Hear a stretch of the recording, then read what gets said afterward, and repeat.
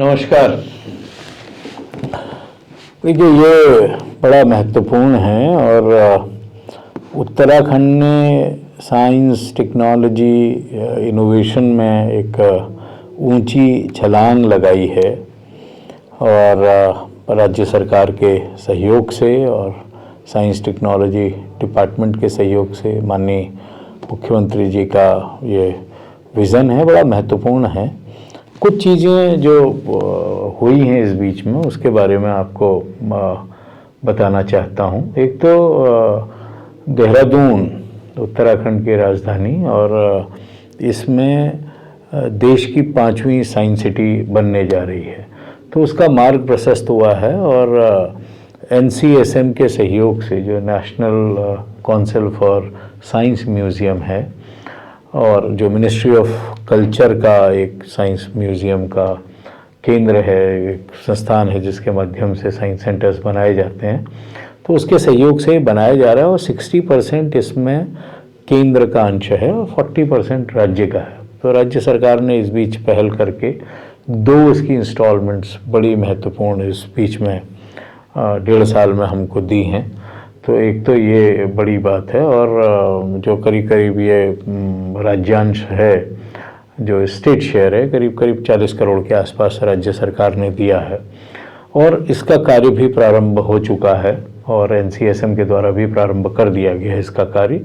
इसी तरह से जो इसकी बाउंड्री वॉल है 25 एकड़ में, ये एक अपने आप में बहुत बड़ी साइंस सिटी की परियोजना है, जिसका प्रारंभ होना उत्तराखंड के लिए अपने आप में एक बड़ी उपलब्धि है।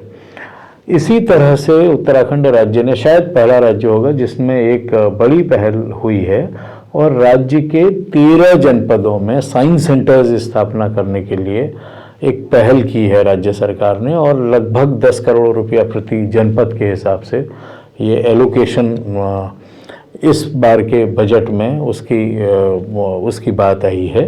तो प्रत्येक जनपद में, in every district, if we have a science centre, it is something big that is going to happen. और ये पूरे के पूरे नेटवर्क्ड सेंटर हैं, तो ये भी अपने आप में बहुत महत्वपूर्ण है। इसी तरह से अल्मोड़ा में हम जानते हैं, अभी 10 तारीख को मानस खंड विज्ञान केंद्र यहाँ पर प्रारंभ हो चुका है।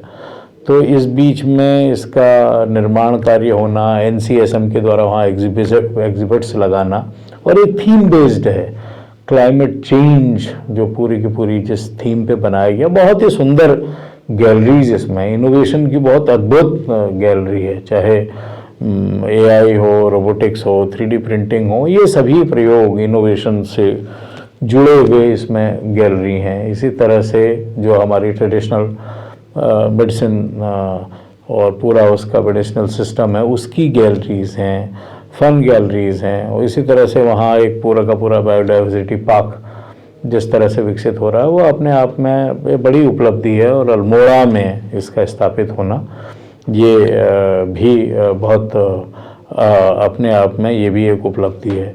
इसी तरह से इसी बीच में चंपावत, जिसको एक आदर्श जनपद के रूप में विकसित किया जा रहा है, उसके लिए लगभग 55 से 56 करोड़ रुपया इस बीच में स्वीकृत किया है राज्य सरकार ने।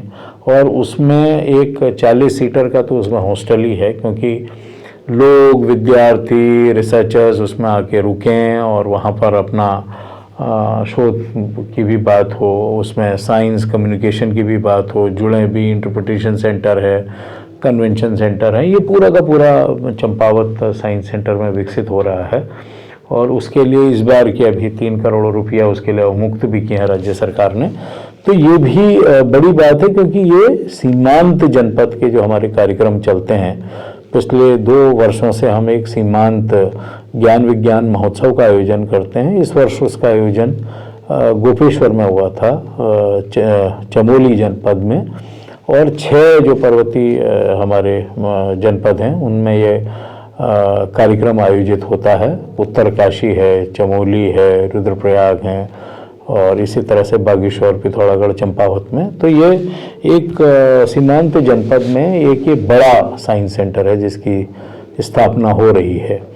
इसी तरह से तो ये हमारे 13 में ये पूरा का पूरा एक नेटवर्क बनेगा। इसी तरह से जो यहाँ जैसे जो देहरादून का हमारा रीजनल साइंस सेंटर है, इस बीच में उसमें एक एआई की एक बड़ी लैब बनी है। इसी तरह से उसमें एक डिजिटल लाइब्रेरी आई है, जिस डिजिटल लाइब्रेरी में तमाम जर्नल्स हैं, पीरियोडिकल्स हैं, मैगजीन्स हैं, तो वो भी अब ये उपलब्ध हैं हमारे छात्र छात्राओं के लिए, रिसर्चर के लिए, स्टूडेंट्स के लिए जो विजिटर्स हैं। और इसी तरह से पूरे राज्य में इसको विकसित करने की योजना है, ये भी महत्वपूर्ण है। इसी तरह से अभी हमको 4 जनपदों के लिए राज्य सरकार ने और ये प्रयास हुए हैं कि हमारे 4 जनपदों में लैब्स ऑन व्हील यानी सचल प्रयोगशालाएं हमारे पास सब जगह पहुँचें। और वो प्रयोगशालाएं इसलिए हैं कि उनमें विभिन्न फिजिक्स, केमिस्ट्री, बायोलॉजी, ये सभी के एक्सपेरिमेंट हैं उसमें, और भी अन्य जितने प्रयोग हैं जिसको किए जा सकते हैं खेल खेल में विज्ञान के। तो ये प्रयोगशालाएं हैं जो वैन में हैं।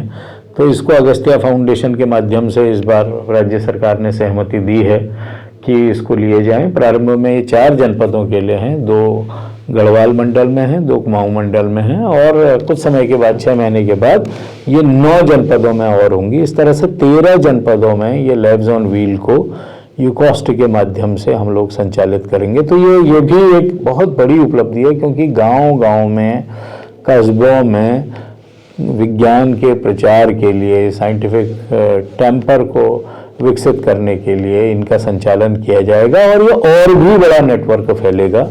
ये भी बहुत महत्वपूर्ण है। इसी तरह से आज के समय की आवश्यकता को देखते हुए स्टेम, क्योंकि सबसे बड़ी आवश्यकता है इस, और विशेष रूप से जो हमारी गर्ल स्टूडेंट्स हैं, महिलाएं हैं, उनके लिए, और सभी हमारे स्टूडेंट्स के लिए जो साइंस, टेक्नोलॉजी, इंजीनियरिंग, मैथमेटिक्स है, इसकी लैब्स स्थापित की जा रही हैं। तो 42 में इस 20 तक हो चुकी हैं, जिसमें से 6 तो हमारे सीमांत जनपद के डिस्ट्रिक्ट हैं, एक देहरादून में है। तो 42 में ये अभी स्थापित हुई हैं ब्लॉक में, और योजना है कि ये 95 ब्लॉक में, सभी 95 ब्लॉक्स में, एक ब्लॉक में एक स्टेम की विकसित प्रयोगशाला वहाँ पर लगाई जाए, और जिसमें मेंटर्स भी हैं, ट्रेनर्स भी हैं। तो ये अपने आप में एक बड़ा इकोसिस्टम विकसित करेगा राज्य के लिए, ये महत्वपूर्ण है।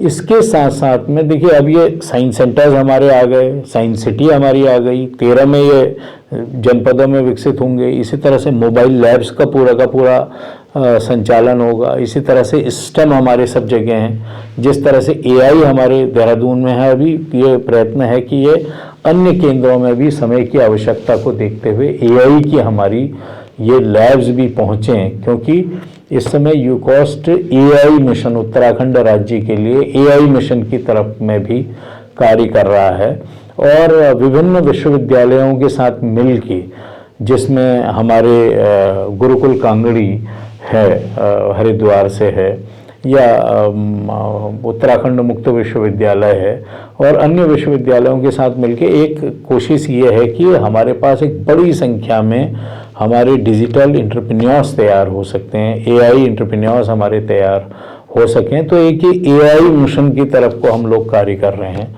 इसी तरह से, क्योंकि क्वांटम रेडीनेस की बहुत आवश्यकता है, ये जो समय है ये क्वांटम का समय है, जिस क्वांटम कंप्यूटिंग की हम बात कर रहे हैं उसमें बहुत आवश्यकता है कि 5 years down the line we need to have, because we will have these quantum systems all around everywhere. तो इसलिए हमको क्वांटम रेडीनेस चाहिए। तो इस दिशा में भी हम लगातार कार्य कर रहे हैं, और कुछ ऑर्गेनाइजेशंस के साथ मिलकर कि रेडीनेस के लिए क्या हो सकता है, बेसिक इंस्टीट्यूशनल लेवल पे, ऑर्गेनाइजेशन लेवल पे, यूनिवर्सिटी लेवल पे, उनको क्वांटम रेडीनेस के बारे में कि क्या, किस तरह से हम इसको विकसित कर सकते हैं, क्या इसकी आवश्यकता है, इस दिशा में कार्य कर रहे हैं। हम जानते हैं कि भारत सरकार ने लगभग 6000 करोड़ रुपए का बड़ा मिशन है, क्वांटम मिशन प्रारंभ किया है। तो we are already on that page की, जिससे हम अपनी कोशिश करें, इसको हम विकसित कर रहे हैं।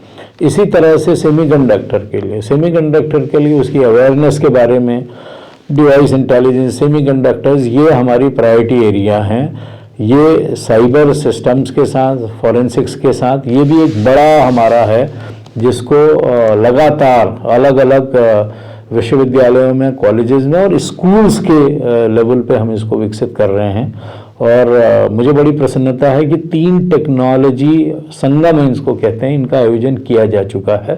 प्रत्येक जनपद में विद्यार्थियों के लिए टेक्नोलॉजी संगम हम लोग कर रहे हैं, जिसमें AI भी है, जिसमें AR, VR, MR भी है, जिसमें ड्रोन भी है, जिसमें रोबोटिक्स भी है, जिसमें सभी new age technologies, immersive technologies, इन सब की बातें करते हैं, होते हैं और उनको हैंड्स ऑन कराते हैं। तो ये हम लगातार कर रहे हैं। और इस वर्ष का जो हमारा, जिसको हमारा विज्ञान सम्मेलन होता है, जो इस वर्ष का हमारा ट्रेडिशनल और भारतीय ज्ञान परंपरा में था, उसमें भी इसका आयोजन किया गया था हल्द्वानी में, और ये बहुत ही सफल रहा था। और उसकी लगातार हम लोगों को जनपदों से कहा जाता है कि हम उसका आयोजन करें। तो ये एक इकोसिस्टम, पूरा इकोसिस्टम विकसित करने की दिशा में कार्य हो रहा है, जिसमें विभिन्न टेक्नोलॉजीज़ का प्रयोग हो, चाहे बायोटेक्नोलॉजीज़ हों, स्पेस टेक्नोलॉजीज़ हों, डिजिटल टेक्नोलॉजीज़ हों, जितनी टेक्नोलॉजीज़, लेटेस्ट टेक्नोलॉजी हैं, ट्रेडिशनल हमारे नॉलेज सिस्टम्स हैं, उन सब का ब्लेंड करके हम इसकी बात कर रहे हैं। तो इस तरह से स्टेम हमारे पास आया है, लैब्स ऑन व्हील हमारे पास हैं, साइंस सेंटर्स हम लोग बना रहे हैं, और साथ में एक जो बड़ा महत्वपूर्ण है, जिसके बिना ये सब कुछ मुझे लगता है अधूरा है, वो है जो हम पेटेंट इंफॉर्मेशन सेंटर्स राज्य में हमने इस बीच में विकसित किए हैं। और ये लगभग राज्य के यूनिवर्सिटीज़ में, कॉलेजेस में हम लोगों ने 30 तो अभी इस वर्ष हमने इनको प्रारंभ किया है। और विशेष रूप से दूर दराज में विभिन्न जनपदों में हम लोगों ने ये पेटेंट इंफॉर्मेशन सेंटर्स दिए हैं, ताकि आइडिया अगर कहीं पर है, नया विचार कहीं पर है, नई एंटरप्रेन्योरशिप कहीं पर है, तो उसको पेटेंट किया जा सके, उसको रखा जा सके और उसको विकसित किया जा सके। तो इसके लिए भी हम लोगों ने, और उसके लिए वहाँ पर विशेष सुविधाएं दी जा रही हैं, चाहे हमारे सीमांत के जनपद हों, तमाम जनपदों में इस तरह की PICs लैब हमने विकसित किए हैं। तो एक तरह का बड़ा नेटवर्क है। इसी तरह से जो हमारे अभी जो जैसे मानसखंड हमने बनाया, विज्ञान केंद्र की स्थापना हुई है, तो वहाँ पर एक PIC सेंटर भी दिया गया। इस तरह से सभी जगह इसको विकसित किया जा रहा है। अब इसके साथ साथ में ये तो एक पूरा इकोसिस्टम है, जिसके तहत STI की हम बात कर रहे हैं, साइंस टेक्नोलॉजी इनोवेशन पॉलिसी। इसमें लगभग 1-1.5 साल से हम लोग कार्य कर रहे थे। विभिन्न स्तरों पर इसमें बातचीत हुई है, विशेषज्ञों से इसमें बात हुई है। हमारे पास जो ग्रामीण विज्ञान सम्मेलन हम लोगों ने कराया था गत वर्ष में, उसके विशेषज्ञ थे, तमाम सब बैठ के एक STI पॉलिसी बनी है। हर राज्य के लिए STI पॉलिसी महत्वपूर्ण है, और हम लोगों ने STI पॉलिसी को शासन को सौंप दिया है। हमने उसमें जो भी, वो इसलिए महत्वपूर्ण है कि हर प्रकार से, क्योंकि साइंस टेक्नोलॉजी का जो वर्टिकल है उसको वो महत्वपूर्ण है, किस तरह से वो कार्य करेगा विभागों के स्तर पर भी, ये उसमें सारी की सारी चीज़ें बतलाई गई हैं और वो हैं। इसी तरह से हम सेमीकंडक्टर पॉलिसी राज्य के लिए, उस दिशा में भी हम कार्य कर रहे हैं, जो बड़ा महत्वपूर्ण होगा। इंडस्ट्री के साथ किस तरह से जोड़ना है, एकेडमिया इंडस्ट्री के इंटरफेस को भी, कि साइंस टेक्नोलॉजी इनोवेशन बेस्ड क्या क्या कार्य हो सकते हैं, नॉलेज इकोनॉमी से संबंधित क्या कार्य हो सकते हैं। तो माननीय मुख्यमंत्री जी बार बार इसके लिए कहते हैं, तो उस दिशा में कार्य हुआ है। इसी तरह से जो हमारे अन्य STI से जुड़े हुए बहुत से फ्रेमवर्क हैं, जिसमें विशेष रूप से कि गवर्नेंस के लिए साइंस टेक्नोलॉजी का क्या रोल हो सकता है, इसके लिए चंपावत जनपद को आदर्श चंपावत के लिए लगातार यूकॉस्ट को उसकी नोडल एजेंसी बनाया गया है, और उसमें हम लोग कार्य कर रहे हैं। तो उसमें अच्छी बात यह है कि उसमें ISRO जैसी संस्था इस समय डैशबोर्ड बनाने में हम लोगों की मदद कर रही है। यूकॉस्ट को लगभग 200 से ज़्यादा लेयर्स हम लोगों ने उसमें अभी तक शामिल की हैं, और उसका कई बार उसको जो ज़िला प्रशासन है उसके समक्ष भी प्रस्तुत किया गया है, ताकि और उसको रिफाइन कर सके। तो डैशबोर्ड बन रहा है।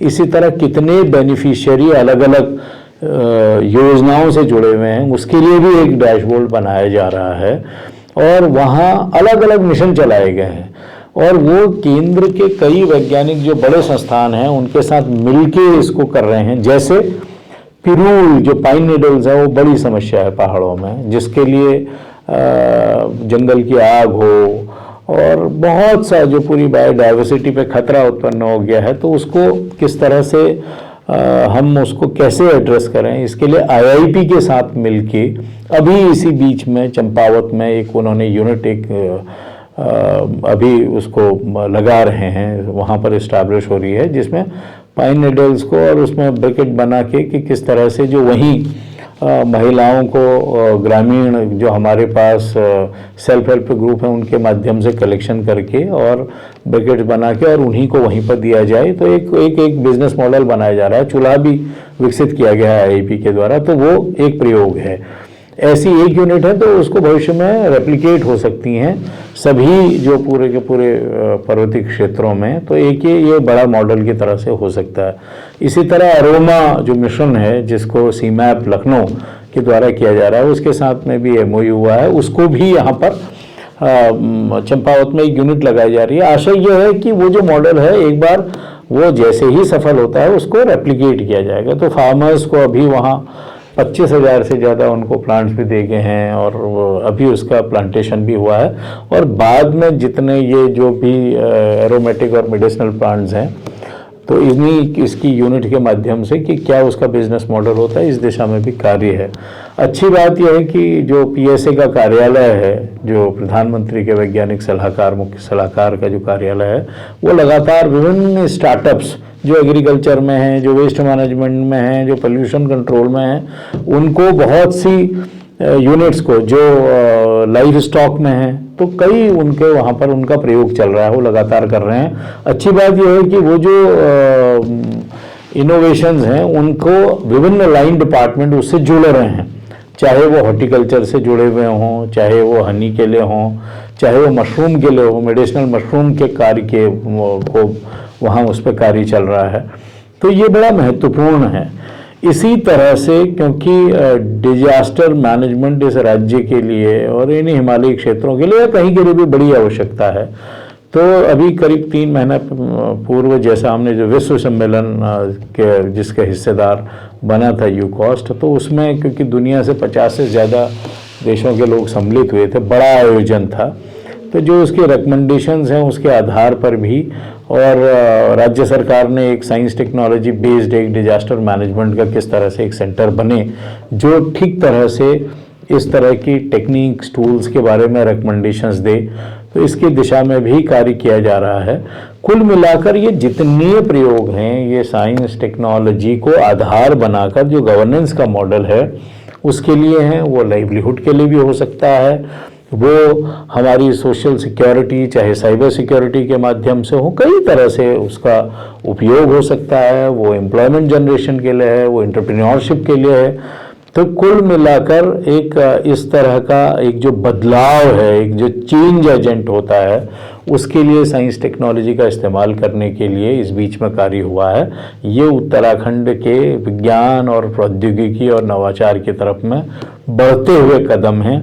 बहुत से पब्लिकेशन इस बीच में हुए हैं और वो पब्लिकेशन चाहे जो हमारी पत्रिकाएं यहाँ से छपती हैं, चाहे वो हिमालय से जुड़ी हुई हों, चाहे चिपको से जुड़ी हुई हों, कई जो मुख्य रूप से उत्तराखंड से जुड़े हुए मुख्य यहाँ के आधार रहे हैं, तो उनके बारे में हो, चाहे वो हमारा देहरादून डिक्लेरेशन रहा हो जो आपदा प्रबंधन से संबंधित हो, और या हमारा जो यहाँ की भारतीय ज्ञान परंपरा से जुड़ा हुआ हो, चाहे स्पिरिचुअलिटी एंड साइंस से जुड़ा हुआ हो, ये सभी चीज़ें बहुत महत्वपूर्ण हैं और उत्तराखंड को और एक नए उत्तराखंड को, एक सशक्त उत्तराखंड को, उसके निर्माण के लिए ये बहुत ही महत्वपूर्ण सिद्ध होंगे, ऐसा मेरा मानना है।